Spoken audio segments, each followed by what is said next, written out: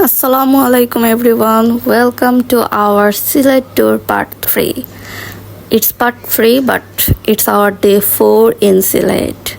So today we are heading to Jaflong.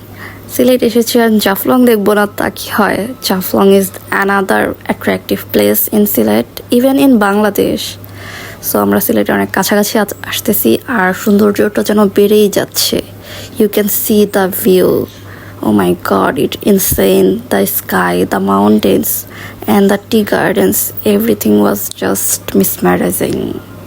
যদিও সিলেটের যে মেইন সিটি ওখান থেকে জাফলং যেতে অনেক বেশি সময় লেগে যায়, বাট যখন আমরা জাফলং যে শহরটা ওই জায়গাতে পাড়া দিব তারপর থেকেই ভিউটা যেন ইনসেইন পর্যায়ে চলে যায়. এই তো এটা হচ্ছে শ্রীপুর চা বাগান.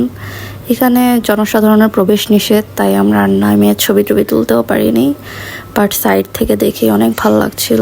অ্যান্ড দ্য রোড, এই পথে তো ঘন্টার পর ঘন্টাও ট্রাভেল করা সম্ভব.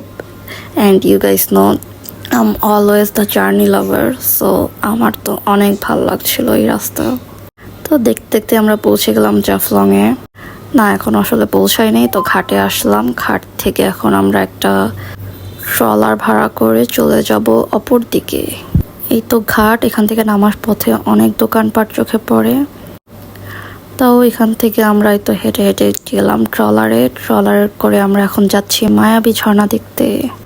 আমরা ভালো একটা ওয়েদার চুজ করেছি, সো আমরা যাওয়ার পথেই একটা সাউন্ড পাচ্ছিলাম.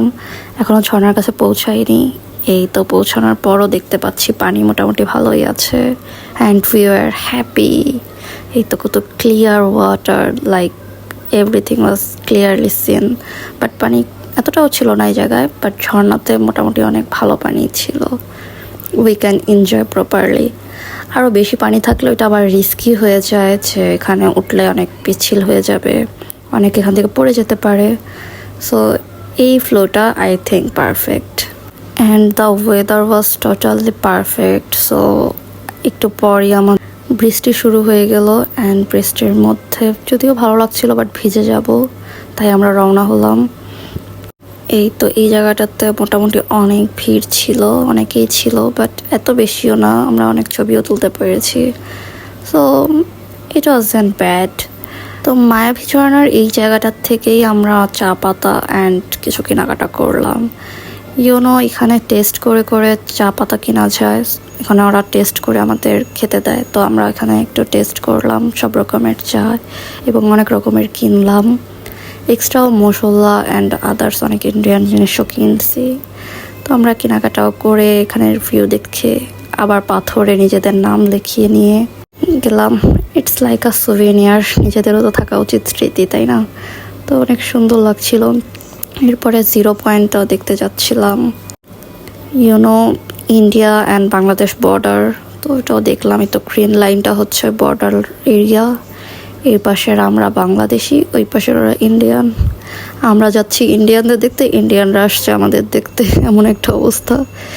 তো ওই পারে যত মানুষই বোটিং করতেছে সবাই ইন্ডিয়ান. তো এরপরে আমাদের সিলেট ট্যুরের ইতি টানতে যাচ্ছি. আমরা এরপরে খাওয়া দাওয়া করে নিলাম জাফলং থেকেই. ওখানের ঘাটেই অনেক রেস্টুরেন্ট রয়েছে. পথিমধ্যে ঝড়ের মতো শুরু হয়ে গেল বৃষ্টি. তাও যাক, আমাদের ভাগ্য ভালো ছিল, আমরা টাইমলি বাস ধরতেও পেরেছি এবং ঢাকায় ব্যাক করেছি.